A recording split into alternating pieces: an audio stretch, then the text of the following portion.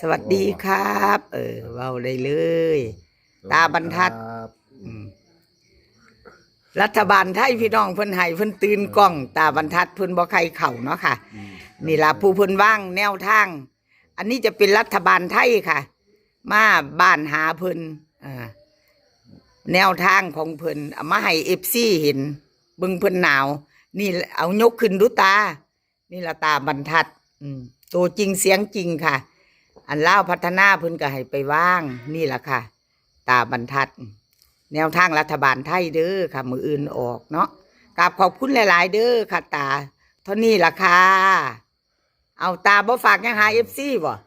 โชคดีเล่าน่าอายพี่น้องเว้าไปบ่เป็นขอบคุณค่ะมาพบมาพอกันแล้วค่ะพี่น้องสวัสดีมื้อวันที่1ธันวาเนาะค่ะวันที่1ธันวาแนวทางของรัฐบาลไทยค่ะพบพ่อกับตาบรรทัดไปแล้วเนาะค่ะพี่น้องนี่จะเป็นแนวทางเฮามาลุ้นกันต่อมื้อแรงแนวทางของตาบรรทัดเนาะค่ะรัฐบาลไทยค่ะวันที่1รัฐบาลไทยกราบขอบคุญขอบคุณ FC บ่ว่าจะเป็น FC เก่า FC ใหม่เนาะค่ะสวัสดีทุกคนเนาะวันที่1แล้วค่ะแนวทางของตาบรรทัด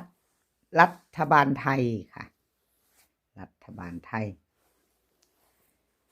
เอามาลุ้นกันต่อ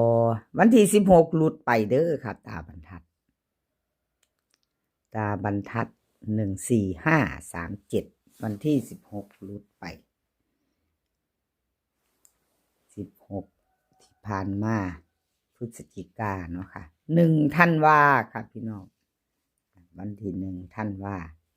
ตาบรรทัดให้มาได้เห็นตัวจริงเสียงจริงเพิ่นไปแล้วเนาะค่ะพี่น้องตาบรรทัด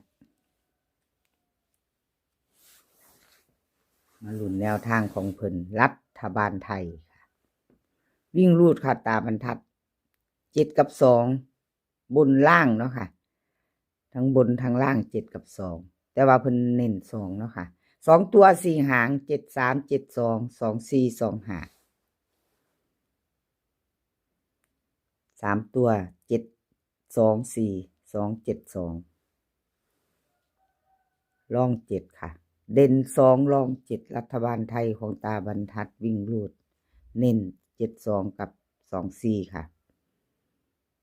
3ตัวเน้นหางเดียว272แคปหน้าจอค่ะใครจะไปต่อกับตาบรรทัดรัฐบาลไทยเนาะค่ะหยิบจับลอตเตอรี่กันได้มีเวลามื้อนี้มื้อแรงแต่ว่าก็เป็นโค้งสุดท้ายเนาะค่ะโค้งสุดท้ายตาบรรทัดที่ผ่านมาก็หลุดไปอยู่เฮาก็มาตามใหม่ไปต่อมื้อนี้มื้อใหม่เนาะค่ะเป็นเดือนใหม่เดือนธันวาเนาะค่ะพี่น้องมาลุ้นกันกับตาบรรทัดรัฐบาลไทยเนาะค่ะชอบก็จัดขัดก็ผ่านเนาะเลขทุกตัวเอามาวางเพื่อเป็นแนวทางโปรดใช้วิจารณญาณในการรับชมเป็นอย่างสูงเป็นเพียงแนวทางเนาะค่ะพี่น้องรัฐบาลไทยเฮาก็มีหยิบจับลอตเตอรี่ได้เบิ่งซ่อมๆค่ะใครชอบแนวทางของตาบรรทัดมื้อนี้โค้งสุดท้ายค่ะตาบรรทัดโค้งสุดท้ายของตาบรรทัดเฮามาไปลุ้นกันเอาไปต่อค่ะไปต่อเป็นของไผไปต่อ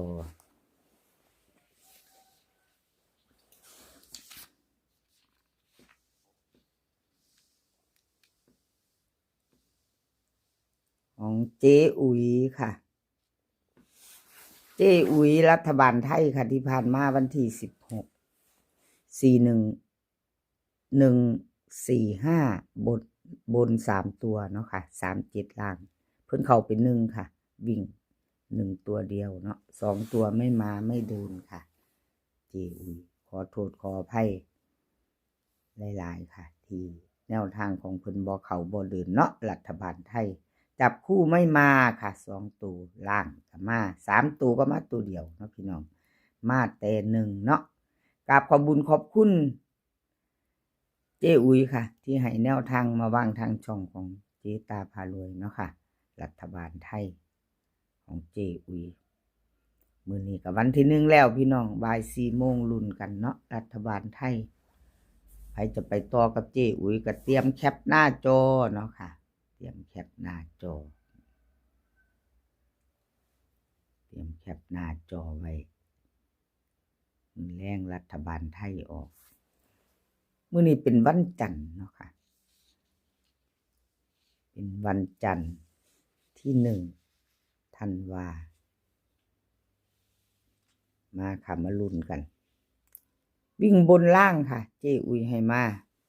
วิ่งบนล่าง4กับ9 2ตัว4หางค่ะ48 47 43 92 3ตัวค่ะ3หาง493 484 447วิ่งรูดค่ะทอกันบนล่าง4กับ9 4กับ9บนล่างเท่ากันวงกลมให้ทั้ง2ตัวเนาะค่ะ4กับ9 2ตัวค่ะเน้นให้2หาง4646พะนะ48ค่ะกับ92 3ตัวค่ะ3ตัวเน้นหางเดียว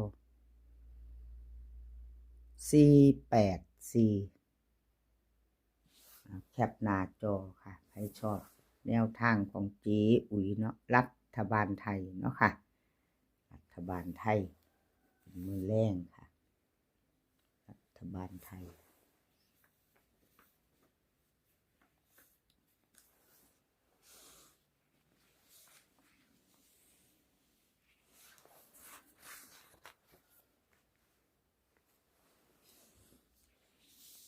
คุณยายใจดีค่ะนี่รัฐบาลไทยคุณยายใจดีวันที่16ที่ผ่านมาค่ะ16 พฤศจิกายนที่ผ่านมารัฐบาลไทยของคุณยายใจดี3ตัวรัฐบาลไทยออก1453ตัวบนเนาะค่ะ37ล่างแต่เบิ่งของคุณยายใจดีค่ะวิ่งรูดให้5ตัวเดียวพี่น้องกะมา5บนเนาะ51ตัวมาบนของคุณยายใจดีจับตามองเตรียมแคปหน้าจอค่ะรัฐบาลไทยของคุณยายใจดีให้ตัวเดียวเข้าบนค่ะวิ่งรูดมื้อนี้แนวทางใหม่ของเพิ่นมาแล้วพี่น้องเตรียมแคปหน้าจอใครจะไปต่อกับคุณยายใจดีเนาะกราบขอบคุญขอบคุณคุณยายใจดีหลายๆค่ะที่ให้แนวทางมาวางทางช่องของเจตาเนาะค่ะกราบขอบพระคุณเป็นอย่างสูงโค้งสุดท้ายค่ะโค้งสุดท้ายรัฐบาลไทยเอาคุณยายใจดีค่ะคุณยายใจดีวิ่งรูดวันนี้เพิ่นให้มาสองหางอยู่ค่ะ2หางอยู่บนล่างค่ะบนล่าง4กับ0 2ตัว4หาง41 40 09 08 3ตัวค่ะ3ตัว409 041วิ่งรูดนี่เด่น4ค่ะเพิ่นเด่นให้4ร่อง0ค่ะคุณยายใจดีเน้น2หางค่ะเน้นที่2หาง41 09 3ตัว409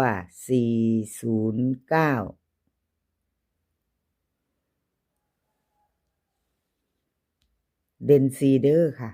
วิ่งรูดบนล่างคุณยายใจดีรัฐบาลไทยร่อง0